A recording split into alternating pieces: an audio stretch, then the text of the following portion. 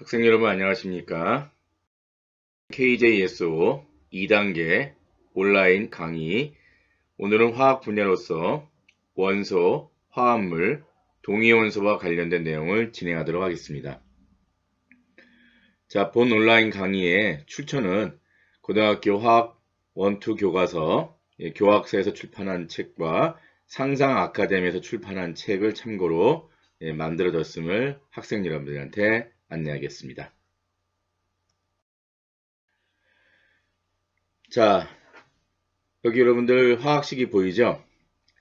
자, 맨 위에 화학식을 보면 이산화탄소와 물이 만나서 빛에너지 도움으로 포도당과 산소, 물이 만들어지는 반응, 여러분이 잘 알고 있는 광합성 반응입니다. 자, 광합성 반응이 진행될 때 반응물로 이산화탄소, 물이 사용되었고 생성물로는 포도당이 나오고 산소, 그 다음에 물이 나옵니다. 자, 그러면 우리가 원소와 화합물을 구별해야 되는데 원소는 한 종류의 원소, 한 종류의 원소로 구성된 물질을 원소 또는 호돈소 물질이라고 합니다. 자, 여기서는 어떤 물질이 원소일까요? 그렇죠. 산소가 바로 원소가 되겠습니다. 자, 산소는 O라고 하는 산소 한 종류로 이루어진 물질이죠. 자, 이런 물질을 우리가 보통 원소 또는 호돈소 물질이라고 합니다. 자, 반면에 화합물은 정의가 어떻게 될까요? 네, 화합물은 두 종류 이상의 원소가 모여있는 물질을 얘기합니다. 자, 여기서 반응물에 있는 이산화탄소, 물 보시면 이산화탄소는 탄소와 산소 두 종류의 원소로 이루어져 있고 물은 수소와 산소 두 종류의 원소로 이루어져 있죠. 자, 생성물 쪽에도 보면 포도당이 있습니다. C6H12O6. 자, 결국 여기는 세 종류죠. 탄소와 수소와 산소로 이루어진 물질입니다. 자, 이와 같이 이산화탄소나 물, 포도당과 같이 두 종류 이상의 원소로 이루어진 물질을 우리는 화합물이라고 부릅니다. 자, 그래서 여러분들 원소랑 화합물은 분명히 구별이 됩니다. 원소는 기본적으로 한 종류의 원소기로 이루어진 물질, 그 다음에 화합물은 두 종류 이상의 원소가 모여서 만들어진 물질, 이렇게 이해하시면 되겠죠. 자, 이번에는 우리가 이제 원소, 화합물을 이제 배웠으면 그 안에 있는 구성되어 있는 원자들에 대한 기본적인 이제 개념을 좀 배우도록 하겠습니다. 자, 여러분 원자량이라고 들어봤을 겁니다. 자, 보통 원자량을 얘기할 때는 원자의 상대적 질량이라고 얘기합니다. 다시 얘기하면 절대값이 아니란 얘기죠. 근데 실제 물질이 있는데 왜 절대값이 없을까요? 여기 표에 보시면 자, 수소, 탄소, 산소 각각의 원소의 원자 한 개의 실제 질량이 나와 있습니다. 수소의 질량을 봤더니 1.674 곱하기 10의 마이너스 24승에 해당하는 그램, 탄소는 1.993 곱하기 10의 마이너스 23승 그램, 산소는 2.656 곱하기 10의 마이너스 23승 그램, 어마어마하게 작은 숫자죠. 자, 이렇게 실제 원자들은 질량이 있습니다. 그런데 왜 우리가 실제 질량 사용하지 않느냐? 워낙 숫자가 작습니다. 자, 그래서 우리가 상대값으로, 다시 얘기하면 상대적인 질량을 가지고 비교해 볼 수 있겠죠. 자, 그래서 일단 원자의 상대적인 질량을 우리가 원자량이라고 정의합니다. 지금 현재 국제사회에서 사용하고 있는 원자량의 기준이 되는 값은 질량수가 12인 탄소 원자를 기준으로 하고 있습니다. 자, 질량수가 12인 탄소 원자의 질량을 12, 단위도 없습니다. 12로 정한 다음 이를 기준으로 비교한 원자들의 상대적 질량, 다시 얘기하면 수소는 질량수가 12인 탄소에 비해서 질량이 12분의 1이다. 그러면 탄소가 12니까 1을 주면 되고요. 산소는 12분의 16이다. 즉 3분의 4다. 그러면 탄소 질량수가 12인 탄소가 10이면 산소는 16이 되겠죠. 자, 이렇게 어떠한 기준값을 정해놓고 이것들과 비교하는 상대적인 질량을 원자량으로 우리가 이용하고요. 이때 원자량은 반드시 상대적인 질량이기 때문에 단위가 없다라는 것을 명심하기 바랍니다. 자, 여기 그림을 보시면, 자, 왼쪽에는 자, 양팔저울인데 수소 원자라고 되어 있는 게 12개가 올라가 있고요. 물론 다 모형입니다. 탄소 원자 1개가 올라가 있더니 술의 질량이 같습니다. 아하, 결국은 탄소 원자 1개의 질량은 수소 원자 12개의 질량과 같구나. 다시 얘기하면 수소 원자 1개의 질량은 탄소 원자 1개의 질량의 12분의 1배이구나. 자, 이때 사용한 탄소 원자는 우리가 원자량의 기준값으로 정한 질량수가 10인 탄소 원자라고 하면 수소 원자는 질량수가 1인 수소 원자 12개가 되겠습니다. 자, 오른쪽을 보시면 산소 원자 3개와 탄소 원자 4개가 있습니다. 자, 산소 원자 3개의 질량과 탄소 원자 4개의 질량이 같아 버렸네요. 자, 그럼 결국은 산소 원자의 질량은 탄소 원자 질량의 3분의 4배가 되겠죠? 즉 산소 원자와 탄소 원자의 질량비가 4대 3이 되겠습니다. 자, 이렇게 탄소 원자 1개의 질량은 10이라고 할 때 수소 원자는 1, 산소 원자는 16이라는 아주 간단한 정수가 나오기 때문에 우리가 원자량을 상대적인 질량으로 사용할 수 있는 겁니다. 자, 그러면 우리가 보통 물질 그러면 분자로 존재하는 물질은 각각의 원자량에 우리가 합으로 분자량을 얘기할 수 있겠죠. 자, 그런데 여기 있는 것처럼 염화나트륨. 자, 염화나트륨 여러분 알다시피 이온결합 화합물입니다. 자, 나트륨 양이온하고 염화 이온이 끝도 없이 연결되어 있죠. 자, 이렇게 분자로 존재하지 않는 물질, 이런 분자식 대신에 우리가 보통 화학식이라고 얘기합니다. 자, 그러면 이때 이 화학식 NaCl은 Na1, Cl1가 결합한 물질이 아니라 Na 플러스 양이온과 Cl 마이너스 음이온이 1대1의 정수비로 연결되어 있다라는 뜻이 되겠죠. 자, 그래서 질량을 다룰 때도 이거는 분자라고 얘기할 수 없기 때문에 분자량 대신 화학식 안에 구성하고 있는 모든 원소들의 원자량을 단순히 더한 화학식량을 그대로 사용합니다. 그래서 나트륨의 원자량이 23, 염소의 원자량이 35.5라고 할 때 NaCl의 화학식량은 58.5가 됩니다. 자, 거기 그림 아래 보면 구리, 철과 같은 금속, 그 다음에 흑연이나 다이아몬드는 화학식이 전부 다 C로 되어 있죠. 자, 이렇게 분자로 존재하지 않는 물질, 즉 분자식이 없는 물질들은 전부 다 이렇게 화학식량으로 대신 사용하고, 이때 화학식량에 사용되는 것들은 역시 앞에서 배운 원자량을 그대로 사용하게 되겠습니다. 자, 그러면 우리가 앞서 봤던 흑연이나 다이아몬드, 자, 똑같이 다 탄소를 만들었지만 흑연은 다이아몬드에 비해서 상당히 가격이 저렴하죠. 여러분이 사용하는 샤프심, 연필심 전부 다 흑연입니다. 만약에 그 흑연이 같은 탄소로 구성된 다이아몬드를 그대로 바뀐다면 여러분은 어떻게 하겠습니까? 예, 샤프를 사용하지 않고 샤프심을 그대로 보존해서 필요할 때 사용해야 되겠죠.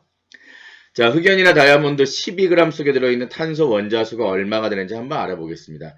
실제 탄소 원자 한 개의 질량 앞에서 우리가 표로 봤듯이 1.993 곱하기 10의 마이너스 23승g, 상당히 작은 숫자입니다. 그러면 탄소 12g 속에 들어있는 탄소 원자수는 어떻게 구하면 됩니까? 자, 결국은 탄소 12g 속에 들어있는 탄소 원자수는 탄소 원자 실제 한 개의 질량으로 나눠주면 되겠죠. 12g을. 그래서 12g 나누기 1.993 곱하기 10의 마이너스 23승을 하면 대략 6.02 곱하기 10의 23승이라는 숫자가 나옵니다. 자, 마찬가지로 산소 원자 한 개의 질량에 해당하는 것을 우리가 산소의 16g에 해당하는 원자량을 가지고 나눠주면 역시 이것도 6.02 곱하기 10의 23승이라는 숫자가 나옵니다. 자, 이와 같이 어떤 물질에 대해서 실제 원자량으로 주어진 숫자의 질량에 해당하는 질량만큼의 물질을 실제 원자 한 개의 질량으로 나누어졌을 때 나오는 값이 물질마다 같다. 자, 그래서 이거를 아보가드로 수라고 부릅니다. 즉 6.02 곱하기 10의 23승이라는 숫자를 아보가드로 수라고 합니다. 물론 이렇게 6.02 곱하기 10의 23승이라는 큰 수를 우리가 하나의 어떤 아보가드로 수를 사용한다면 작은 단위의 질량 물질도 우리가 큰 숫자로 사용할 수 있겠죠. 자, 그럴 때 우리가 이제 아보가드로 수를 한 묶음으로 하는 단위를 몰이라고 하는 또 단위를 붙여줍니다. 다시 말씀드리면 6.02 곱하기 10의 23승계는 그 해당하는 물질의 1몰이라고 우리가 약속하겠다는 겁니다. 그래서 한글로 몰 또는 영어로 MOL을 쓰겠다는 겁니다. 자, 그래서 원자 일몰은 아보가드로 수의 원자만큼, 분자 일몰은 아보가드로 수의 분자만큼, 이온 일몰은 아보가드로 수의 이온만큼 존재한다. 자, 그래서 아래 보시면 거기 그림 속에 물 18g, 탄소 12g, 철 55.8g, 황 32g, 염화나트륨 58.5g, 구리 64g, 전부 다 여기 남아있는 6가지 물질은 전부 다 해당하는 물질 1몰에 해당하는 실제 질량이 되겠습니다. 자, 우리가 보통 0도씨 일기압에서 기체들에 대해서 1몰의 질량과 분자수, 부피를 한번 비교해 보도록 하면요. 자, 수소기체, 산소기체, 이산화탄소기체가 각각의 1몰일 때 여러분이 이제 원자량 수소가 1, 산소가 16, 탄소가 10이라고 할 때 질량값이 나오겠죠. 자, 이때 이 해당하는 질량만큼이 분자수는 똑같이 아보가드로 쓰고 몰수는 1몰이고 그때 기체는 종류에 관계없이 온도와 압력이 같으면 같은 부피, 특히 0도씨 일기압에서는 22.4리터라고 하는 같은 부피를 나타내기 때문에 우리가 기체의 종류가 달라도 실제 부피 속에 들어있는 기체들의 몰수를 우리가 알 수가 있습니다. 자, 다음 표는 자, 일반적인 여러분 질소기체와 수소기체가 1대3으로 반응해서 암모니아 기체가 2로 만들어지는 화학 반응식입니다. 자, 이때 질소기체, 수소기체, 그 다음에 암모니아 기체에 대해서 우리가 각각의 앞에 붙어있는 개수, 반응개수, 숫자가 뜻하는 바가 뭐냐? 바로 화학 반응을 할 때 이런 양의 비율로 서로 만나고 생성된다. 다시 말씀드리면 1대3대2의 비율로 반응물 질소와 수소가 1대3으로 만나주면 생성물 암모니아는 2의 비율로 나온다. 반응물 질소가 1몰이 반응하고 수소기체가 3몰이 반응하면 암모니아는 2몰이 나온다. 반응물 질소기체가 아보가드로 숫자만큼 반응하고 수소기체가 아보가드로 숫자의 3배만큼 반응하면 암모니아 기체는 아보가드로 숫자의 2배만큼 반응한다. 자, 0도씨 일기압을 맞출 때 질소기체가 22.4리터가 반응하면 수소기체는 그거의 3배인 67.2리터가 반응할 것이고 그때 나오는 암모니아 기체는 44.8리터가 된다. 자, 결국 여러분이 아보가드로 수나 몰 전부 다 양적 관계에 관련된 어떤 개념이 되겠죠. 자, 이번에는 동위 원소라는 여러분들 개념을 이제 우리가 이야기해서 원자의 구조를 한번 들어가 보겠습니다. 자, 여러분이 알고 있는 원자의 내부 구조 및 크기, 물론 대략적인 사이즈입니다. 자, 보통 우리가 원자의 크기를 10의 마이너스 10승 미터, 자, 보통 여러분들 10의 마이너스 9승 미터를 나노미터라고 하죠. 그러면 이 원자의 크기는 그 나노미터를 다시 또 10분의 1로 나눈 0.1 나노미터 정도 사이즈라고 합니다. 자, 물론 10의 마이너스 10승을 세는 단위가 따로 있습니다. 옹스트럼이라고 해가지고 대문자 A를 표시하고 그 위에다가 동그라미 점을 표시해주죠. 자, 아무튼 0.1 나노미터 정도 수준의 지름을 갖는 게 일반적인 원자다라고 할 때 원자핵은 여러분 중학교 때 배웠죠? 원자핵과 그 주변에 전자가 움직인다. 자, 원자핵의 사이즈는 10의 마이너스 15승에서 10의 마이너스 14승 전체 원자 크기의 10,000분의 1 또는 10만분의 1 정도 되는 작은 영역 안에 존재한다. 자, 그 다음에 나머지 빈 공간 대부분은 다 전자가 움직인다. 지금 여기서 나와 있는 그림 속에 원자핵에는 플러스가 3개 표시되어 있죠. 양성자로. 그 다음에 파란색 마이너스 전자 3개 표시되어 있습니다. 아무튼 여러분들 이 원자는 원자번호 3번 리튬에 대한 모형일 거라고 여러분이 아마 예측할 수 있을 겁니다. 자, 일반적으로 여러분들 원자에게는 양성자와 중성자가 있다는 거 여러분들 아마 이제 중학교 때는 안 배웠지만 고등학교 때 이제 배우게 됩니다. 자, 그래서 양성자와 중성자가 원자핵을 구성하고 그 주변에 전자가 있는데 양성자는 양의 전하를 띠고요. 중성자는 말 그대로 중성이기 때문에 전하를 띠지 않고 전자는 마이너스 음의 전하를 띱니다. 그래서 중성인 물질, 중성인 원자는 양성자 수와 전자 수가 늘 같기 때문에 플러스 마이너스 0이 됩니다. 자, 원자를 구성하는 입자의 질량과 전하량을 한번 비교해 보겠습니다. 자, 원자핵을 구성하는 양성자와 중성자의 질량이 실제 같지는 않습니다. 아주 근소한 차이지만 중성자가 조금 무거운데 우리는 그냥 상대적인 질량은 같다라고 봅니다. 자, 그럴 때 전자의 상대적인 질량은 양성자 1개 또는 중성자 1개랑 비교하면 약 1837분의 1, 거의 2000배 가까이 차이가 나죠. 자, 그만큼 전자 1개의 질량은 양성자 하나나 중성자 한 개의 질량에 비하면 무시할 만큼 작다라는 겁니다. 자, 근데 전하량을 보시면 양성자 한 개가 갖고 있는 실제 전하량은 자, 양성자는 플러스 양전하니까 플러스 1.602 곱하기 10의 마이너스 19쿨롱. 자, 보통 여러분 전하량의 단위를 우리가 대문자 10쿨롱이라고 하죠. 중성자는 전하를 띄지 않고 전자는 마이너스 음의 값으로 1.602 곱하기 10의 마이너스 19쿨롱.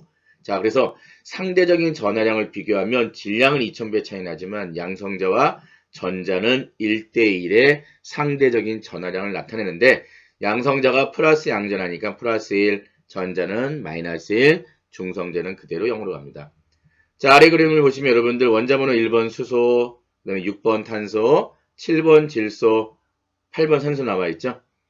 자, 여러분 수소에는 당연히 원자핵의 양성자 하나 들어있고 탄소에는 6개, 질소에는 7개, 산소에는 8개. 결국 원자번호랑 양성자 수가 같네요. 그 다음에 전자수도 중성일 때 양성자 수랑 똑같습니다. 아하, 원자의 구조는 기본적으로 양성자와 중성자가 원자핵을 이루고 이때 양성자 숫자는 원자 번호랑 같다. 그리고 중성의 원자일 때는 전자수가 양성자 수와 같다. 결국은 이온이 될 때 전자를 잃어버리거나 얻게 되는 거겠죠. 자, 앞서 얘기했지만 전자의 질량은 양성자, 중성자에 비해서는 뭐 거의 2000분의 1 정도 수준밖에 안 되기 때문에 무시할 수 있을 만큼 작습니다. 자, 그래서 대부분 우리가 원자의 질량은 원자핵의 질량, 즉 양성자와 중성자를 더한 질량으로 우리가 가정합니다. 자, 그래서 원자의 질량을 전자의 질량 무시하고 원자핵에 있는 양성자 숫자와 중성자의 숫자를 더한 값, 이거를 질량수라고 합니다. 자, 그래서 여러분이 이제 질량수란 용어를 사용해야 동위원소란 용어를 우리가 쓸 수 있기 때문에 먼저 질량수란 정의부터 배우는 겁니다. 자, 그래서 질량수는 양성자와 중성자를 합한 거다. 다시 얘기하면 원자핵에 들어있는 입자, 양성자, 중성자를 더한 자연수다. 자, 그래서 원자를 표시하는 방법 아래 나와 있죠. 자, 예를 들어 원자번호 6번 탄소를 표시할 때, 자, 원소기호는 대문자로 여러분들 표시하죠. 물론 원소기호가 알파벳 2개를 사용할 때는 첫 번째만 대문자, 두 번째는 소문자를 씁니다. 자, 탄소 원소기호 왼쪽 아래에다가 사용한 숫자는 무엇을 뜻하느냐? 자, 6이라는 숫자가 있죠. 원자 번호, 그 다음에 원자핵에 들어있는 양성자 수, 그 다음에 원자핵 주위에 돌고 있는 전자수를 뜻합니다. 물론 중성일 때 이야기죠. 만약에 이온이 되면 전자수는 여기에 해당하지 않겠죠. 자, 그 다음에 왼쪽 위에 있는 첨자 12를 보겠습니다. 자, 이 12는 질량수를 뜻하는 숫자고요. 양성자 수와 중성자 수를 더한 겁니다. 자, 그럼 여러분들은 여기서 중성자 수를 구할 수 있겠죠. 질량수 위에 있는 12에서 아래에 있는 양성자 수 6을 빼면 중성자 수가 나옵니다. 그래서 여러분들 원소기호에 숫자를 넣었을 때 중성자는 자연스럽게 질량수 위에 있는 숫자에서 아래에 있는 원자 번호를 빼주면 됩니다. 자, 수소의 동위원소 볼까요? 자, 여러분 수소는 크게 동위원소가 3가지가 자연계에 존재합니다. 자, 원자 번호 1번이니까 왼쪽 아래 첨자는 숫자 그대로 다 111 그대로고요. 질량수가 다르네요. 맨 왼쪽에 수소 1 질량수, 중수소는 질량수가 2, 삼중수소는 질량수가 3으로 되어 있습니다. 여러분 거기 그림 밑에 직접 원소기호 나와 있죠. 자, 그럴 때 질량수가 1은 수소 맨 왼쪽은 원자핵의 양성자 하나, 여기는 중성자가 있을까요? 없을까요? 없죠. 1 빼기 1은 0이니까요. 전자 하나, 아주 간단한 구조입니다. 가장 널리 쓰이는 수소가 바로 이런 구조죠. 그래서 여러분 보통 수소가 전자 하나 잃어버리고 양이온 되면 그냥 양성자 하나랑 같다라는 말을 바로 여기서 할 수 있겠네요. 자, 반면에 중성자 하나가 들어있는 중수소 보겠습니다. 질량수가 2가 돼버리네요. 자, 삼중수는 여러분이 직접 한번 그림 그려볼까요? 그렇죠. 양성자 몇 개 그립니까? 1개. 중성자 몇 개 그립니까? 2개. 그렇죠. 전자 몇 개 그립니까? 네, 하나입니다. 전자는 그대로. 자, 이와 같이 지금 같은 수소입니다. 그런데 질량수가 다른 수소를 우리가 동위원소라고 부릅니다. 자, 한자어로 같을, 동, 자리, 위, 주기율표에 같은 종류의 원소는 늘 같은 자리에 들어갑니다. 그래서 원자번호 1번 자리는 수소만 들어가기 때문에 수소만 들어가는 자리에 중수소, 삼중수소가 다 같이 들어갑니다.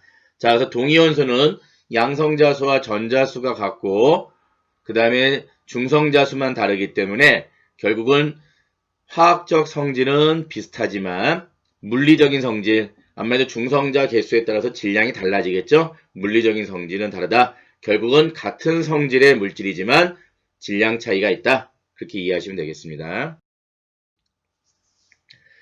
자, 그럼 수소만 있느냐? 헬륨도 있습니다. 자, 그래서 거기 여러분들 중수소와 삼중소는 앞에서 봤고요. 자, 원자번호 2번 헬륨은 질량수가 3인 헬륨이 있고 질량수가 4인 헬륨이 있습니다. 여러분이 직접 거기에 헬륨 3, 헬륨 4라고 되어 있는 거 원소기로 써볼까요? 즉 헬륨의 원소기호는 He, 그 다음에 원자번호 2번이니까 왼쪽 아래 2 쓰고 질량수가 3인 거는 왼쪽 위에 3, 질량수가 4인 것은 왼쪽 위에 4라고 씁니다. 자, 근데 수소의 동위원소 중에서 가장 많고 보편적인 게 일반적인 질량수 2인 수소라고 앞에서 얘기했습니다. 자, 동위원소 중에서 삼중수소는 상당히 좀 불안정합니다. 아무래도 좁은 원자핵 안에 중성자가 2개가 더 들어왔으니 불안정하겠죠. 따라서 삼중수소는 에너지가 높은 전자를 내놓으면서 안정한 질량수 3짜리 헬륨으로 붕괴가 된다고 합니다. 이처럼 핵이 불안정하여 입자나 에너지를 방출하면서 안정한 핵으로 바뀌는 현상을 방사능이라고 하고 이런 방사능을 나타내는 동위원소를 방사성 동위원소라고 합니다. 그냥 추가로 얘기했습니다. 자, 이제 거의 수업이 마지막을 향해 가고 있습니다. 자, 원자량을 정할 때 자연에 존재하는 모든 동위원소와 그 상대적 분포를 고려해서 평균 원자량을 구해본다. 무슨 말이냐? 자, 우리가 보통 원자량 그러면 특정한 질량수를 갖는 원소에 대해서 우리가 원자량을 얘기할 때 다른 동위원소가 존재하는 것들의 질량수가 상대적으로 작다라면 무시하겠는데 그래도 존재한다면 그 존재 비율을 더해줘야 되겠죠. 자, 무슨 말이냐면 예를 들어 수소 질량수가 1인 게 지구상에 50% 존재하고 2인 게 30%, 3인 게 20%라면 분명히 우리가 수소를 가지고 실험한다라고 하면 확률적으로 질량수 1짜리는 50%밖에 안 됩니다.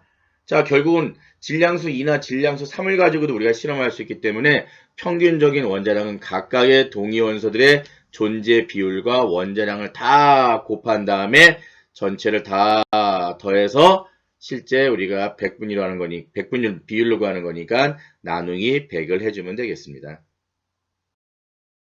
자, 연습 문제 한번 해볼까요?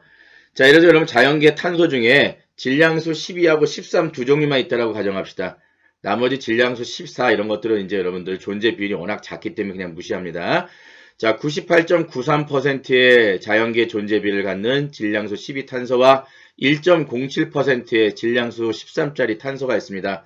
그럼 평균 원자량 구해보면 12짜리는 12 곱하기 98.93 더하기 13짜리는 13 곱하기 1.07 나누기 100 하면 12.01. 그래서 탄소의 평균 원자량은 12.01. 이때 여러분 주의할 거. 평균 원자량을 갖는 탄소는 실제 존재하지 않죠. 탄소는 10이나 13 질량수, 자연수인 것들만 존재합니다. 자, 그래도 여기 다연기 탄소는 우리가 10이라고 가정해도 거의 무리가 없죠. 거의 뭐 98.93%니까. 자, 반면에 아래에 있는 염소 볼게요. 자, 염소는 여러분 질량수 35, 37 두 종류가 있습니다. 35와 37이 존재 비율이 3대 1이에요. 그러면 두 번째로 많이 존재하는 염소가 무시할 만큼 작은 양이 아니죠? 자, 이러면 여러분 평균 원자량 어떻게 구합니까? 35 곱하기 75% 75 더하기 37 곱하기 25 나누기 100 하면 35.5가 나옵니다. 자, 동위원소와 평균 원자량 이제 마지막 정리합니다. 자, 그래서 항상 모든 원소들에는 그 원소의 동위원소들이 일정한 비율로 섞여 있습니다. 그래서 원자량은 여러 동위원소의 존재 비율이 분명히 반영된 값을 사용해야 되겠죠. 예를 들어 여러분들 구리 볼까요? 자, 구리는 질량수 63, 65짜리 구리가 자연계에 보통 존재합니다. 그럴 때 그 존재비가 약 한 7대 3이 된다고 합니다. 자, 그래서 구한 63.5의 평균 원자량에 해당하는 구리는 존재하는 게 아니죠. 그렇지만 우리는 63에 해당하는 구리 가지고 실험할 수도 있고 65 갖고도 할 수 있기 때문에 항상 확률적으로 평균값 63.5를 사용하는 겁니다. 자, 여러분들 이상으로 2단계 온라인 1주차 화학 분야 강의를 마치도록 하겠습니다. 잠깐 여러분한테 읽을 거리 하나 제공할게요. 방사성 동위원소를 이용한 연대 측정법이라고 있습니다. 자, 고대 이집트 무덤에서 발견된 미이라. 과연 얘가 어느 때 사람인지 언제 죽었는지 우리가 궁금하죠? 자, 이때 사용하는 게 방사성 동위원소 연대 측정법입니다. 자, 질량수가 14인 탄소, 자연계에 상당히 존재하는 비율이 적습니다.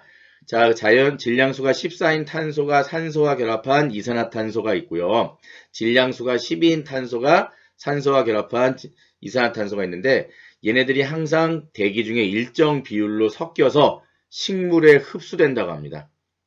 그래서 어떤 식물이나 동물이 살아있으면 늘 호흡을 통해서 일정한 비율의 이런 이산화탄소에 해당하는 것을 배출할 때 질량수 14가 들어있는 거와 질량수 12가 들어있는 것을 일정한 비율로 배출한다고 합니다. 살아있는 동안. 그러나 생명을 다해서 죽어버리면 더 이상 배출을 못하고 그대로 체내에 얘를 가지고 있게 됩니다. 그러면서 서서히 질량수 10자짜리 탄소가 불안정하기 때문에 자연 상태에서 방사성 동위원소로서 방사능을 배출하면서 얘가 붕괴가 됩니다. 자, 양이 점점 줄죠. 그래서 실제 우리가 어떤 미이라나 고대 유물을 발견한 다음에 대충 미이라의 키가 얼마, 골격이 얼마, 뼈 갖고 다 추적해서 이 정도의 사이즈면 질량이 한 70kg, 그럼 이 정도의 70kg짜리 옛 조상이라면 이 정도의 양을 항상 몸에 갖고 있어야 되는데 지금 현재 검출된 14짜리 탄소의 비가 이 정도 비밖에 안 나오는 걸 보면 얘는 실제 죽은 연도가 몇만 년 전이다. 이렇게 역추적으로 아는 겁니다. 자, 그럼 강의를 진짜 마치겠습니다. 수고하셨습니다.